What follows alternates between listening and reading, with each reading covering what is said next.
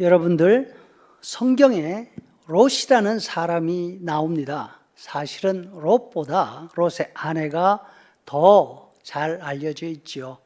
소돔과 고모라가 유황불로 망할 때에 하나님의 은혜로 롯의 온 가족이 소돔성에서 탈출합니다. 롯과 그 아내와 두 딸입니다. 그 과정에서 롯의 아내는 뒤를 돌아보았습니다. 그 결과 그 자리에서 소금 기둥이 되었습니다. 이스라엘을 여행하다 보면 사해 바다 주변에 상당한 크기의 소금 기둥들이 서 있습니다. 각 기둥마다 사연들이 있는데 사람들이 이것이 롯의 아내 소금 기둥이다, 아니 저게 롯의 아내 기둥이야, 말이 많습니다. 아무튼 그 가운데 하나가 맞겠지요. 사해는 소금이나 미네랄의 함량이 보통 바다보다 상당히 높습니다. 염도가 34.2%라고 하는데 이것은 보통 우리가 보는 바다의 6배라고 합니다. 사해에 들어가면 물에 빠져 죽고 싶어도 빠져 죽을 수가 없습니다. 높은 염도로 인해서 몸이 가라앉지 않고 물 위로 둥둥 뜨기 때문입니다. 편안하게 누워있으면 잠시 기우뚱기우뚱 흔들립니다. 그런데 중심만 잡으면 마치 물침대 위에 누워있는 것처럼 물 위에 가만히 누워있을 수 있습니다. 어떤 사람들은 사진을 찍기 위해서 신문을 들고 들어가서 물 위에 누워 신문 읽는 자세를 취하기도 합니다. 정말 조심만 한다면 물 위에 누워서 신문도 책도 읽을 수가 있습니다. 이스라엘 햇빛이 워낙 강하기 때문에 화상만 피할 수 있으면 말입니다. 사해 주변에 소금 기둥들이 이렇게 많이 서 있는 이유는 물속에 있는 소금과 미네랄 함량이 지나치게 높기 때문입니다. 소금이 물에 녹는 대신 물 속에 있는 소금이 얼음이 얼듯이 서로 엉겨서 소금 덩어리가 되고 소금 꽃이 됩니다.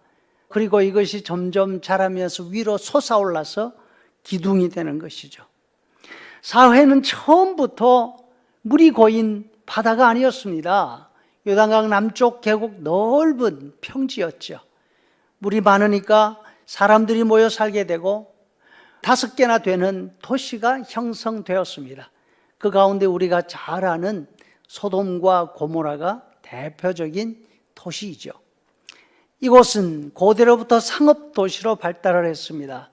중동에는 두 문명이 발달했습니다.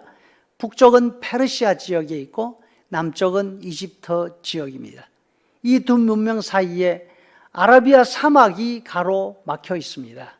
이 사막을 건너가는 도로가 왕의 대로라고 합니다. 끝도 없이 사막 가운데 나 있는 남쪽과 북쪽을 연결하는 유일한 통로입니다. 이 왕의 대로에는 두 군데의 중요한 오아시스 도시가 있습니다. 북쪽에는 여러분들 다 잘 아는 다마스커스이고 남쪽이 바로 소돔이었습니다. 페르시아를 출발한 대상들이 다마스커에 와서 여정을 풀고 휴식을 취합니다. 그 다음 가야 될 곳이 소돔까지입니다. 소돔에서 쉬고 나면 이집트까지 가야 하는 것이죠. 소돔 주변에는 수백 마리의 낙타로 구성된 대상들이 지나는 길목이 있는 거대한 오아시스가 있습니다.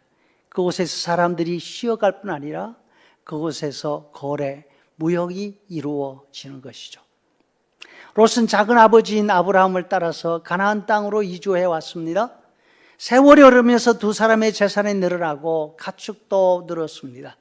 롯은 아브라함을 떠나서 동쪽 요단 계곡으로 이동합니다. 물이 많고 초지가 좋아서 가축 기르기가 좋았습니다. 그런데 롯은 가축 기르는 일로 만족할 수 없었습니다. 점점 소돔 쪽으로 이동해 갑니다. 그리고 이제는 목축보다 무역에 손을 대고 훨씬 더 큰 비즈니스를 하고 있었을 것입니다. 사람들이 모이고 상업이 발달하면 사회가 세속화됩니다. 특히 외부 사람들이 많이 드나드는 곳이라면 도덕적으로, 사회적으로 타락할 수밖에 없습니다. 소돔과 고모라는 성경에 나오는 도시 가운데 가장 타락한 곳으로 되어 있습니다. 하나님이 타락한 소돔과 고모라를 벌하시기 위해서 천사들을 보내셨습니다. 천사들이 멸망한 소돔에서 롯의 가족들을 구원해냈죠. 천사들이 롯에게 말합니다. 하늘에서 유황불비가 떨어지기 전에 멀리 저기 있는 산으로 도망가라. 그러나 롯은 산으로 도망가고 싶어 하지 않습니다. 산으로 가지 않으려고 여러 가지 구실을 천사들에게 대고 있습니다. 결국 하나님의 천사가 양보합니다.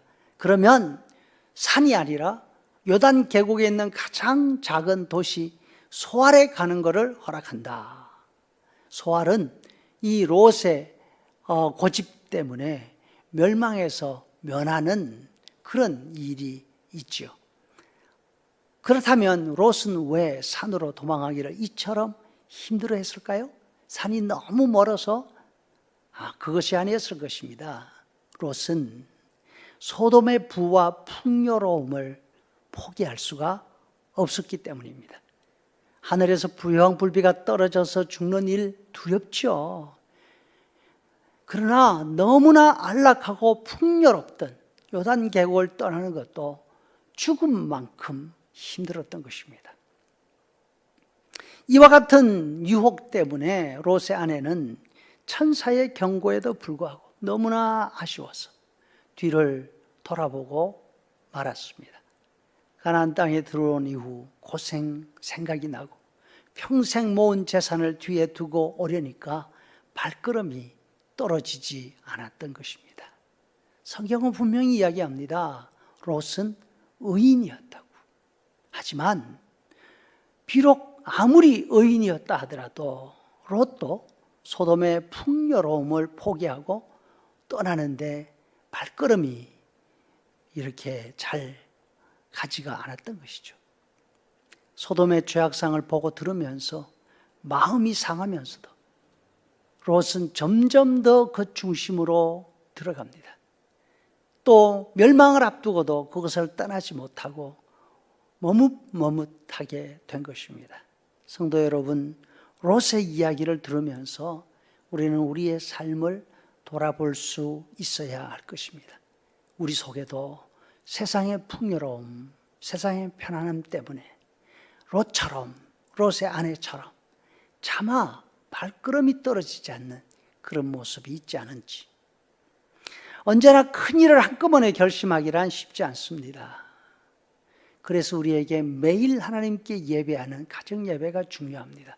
매일 하나님 앞에 예배하면서 작은 일 하나하나부터 우리 저 자신을 점검하는 귀한 시간들이 되기를 바랍니다.